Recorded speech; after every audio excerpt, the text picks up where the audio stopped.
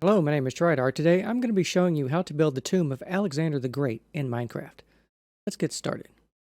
Now, according to the ancient writers, Alexander the Great was buried at the very crossroads of Alexandria in Egypt, supposedly placed in a crystalline sarcophagus. But all of that is long since gone. We don't really know what it looks like. We only have some bare descriptions to go on. Now, I have used my own imagination and made a suitable version of it, I think. This could also double for probably a medieval sarcophagus as well. As you can see back there, there's another option for that. But for the expensive model, we are going to be using all the nice materials. Calcite, lapis, quartz, and of course a copious amount of diamond. And deep slate diamond ore as well. Of course, we have an effigy of Alexander here, laying on the top of his tomb. Sword still in hand. But as I've said, there's a cheaper option here if you need one. The only rare material on this would be just a bit of gold ore, but otherwise it's a standard Roman soldier statue just laying on his back here. And of course the sarcophagus down here is just plain cobblestone. You could dress it up a little bit more if you wanted to, perhaps with some gold ore detail here where the diamond blocks are. That might look nice. But I will leave that to you to decide. I'm going to be giving you the materials list for the nice version, but the other one will be similar for whichever style you want to build it in. So for the nice one, you will need 92 blocks of calcite, 589 blocks of cobblestone, 72 blocks of lapis, 4 deep slate tile slabs, 81 deep slate diamond ore, and 50 diamond blocks. But if you want to have the cheap version, you can convert these to gold and gold ore. 23 deep slate tiles, 18 deep slate tile stairs, 166 blocks of quartz, 135 quartz stairs, 1 sea lantern, and 16 blocks of red nether brick.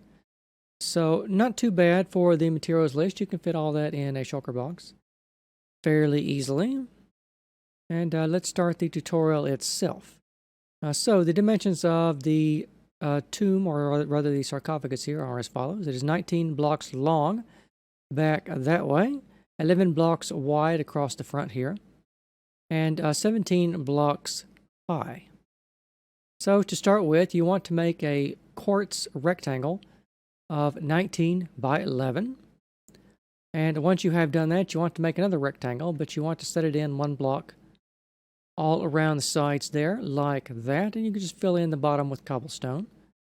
And then you want to make another quartz rectangle, 1 block farther back again, except we want to have that it cut out like this here. And then on top of that, we want to place quite a lot of calcite and cobble. So I'll just show you this here from the top down. It's a very simple pattern. And you just want to replicate the block pattern that you see on your screen. Of course, the tutorial is formatted in the usual way. This is sliced up in 1 block increments, meaning that each subsequent slice I show you is going to be 1 block taller than the previous phase. So you want to just 3D print this from the ground up based on the visuals that you see here.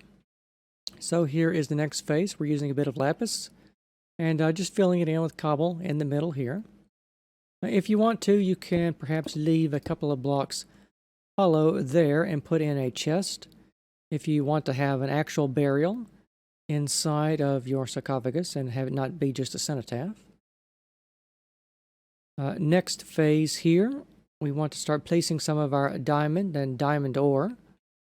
So let me go into the light over here and give you just a good view from the side of what we've done so far.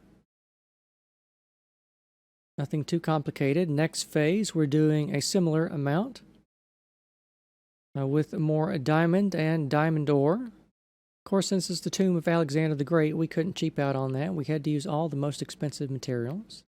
I mean, well, we didn't use any netherite, but I suppose we could have. Next phase, you're pretty much stacking the same phase up again for that one. On the next one, though, we want to start putting on our very short and small columns here attached to the side, we want to have some Corinthian capitals. That's done with these upside down stairs here to represent our acanthus leaves. And from the top here on that, and for the next phase here, you just want to make that block pattern, stack it directly on top of the other ones. You want to double stack your stairs and put another band of lapis on the top there, just like the one we started with down there. So now we're putting on the lid of our sarcophagus, and we're just doing that with a rectangle of calcite, like you see done here, and then a rectangle of lapis, like there. And then on top of that, we want to have just the top of the lid is going to be upside down quartz stairs in a big rectangle all the way around the top of the lid there. And then on top, we're now ready to build our soldier, the effigy of our soldier statue on the top of there. And this, we want to use our last little bits of deep slate diamond ore, like you see done here, with some red nether brick and some deep slate. The deep slate tiles, like you see done there. Then on top of that, you want to make this figure here with all those materials, a couple of diamond blocks for the crown, and a bit of quartz. And then for the next phase, you want to add a bit more. We're adding in the arms, the chest, the face, and everything here, and the feet down here at the bottom, like you see there. And for the next phase after that, we're just adding the sword being held by the arms here at the front, and our sea lantern there, just to sort of light up the top of the sarcophagus. Of course, if you're building this in survival, you may need to hide a bit more lighting than what I have specified here. But it's just a small, quick build. So once you have done all of that, your tomb of Alexander the Great will be complete. So I hope you enjoyed today's short and sweet tutorial. We're going to be taking a break from the mega builds for at least a couple of weeks. And we're going to be doing quite a lot of small, more survival-friendly builds to give everyone a chance to catch their breath. I know you must be very tired after doing the Pantheon. So we're going to shift gears a little bit and do sort of a random collection of other things that I've been meaning to do tutorials for as well. But remember, the world here is available, as it always is, for download in the video description for Java version. So you can come here and take a look at this for yourself if you need to, but of course it's so small that I just showed you all the phases, and I don't think you'll have any trouble with that at all. So I want to thank you very much for watching, and I will see you next time.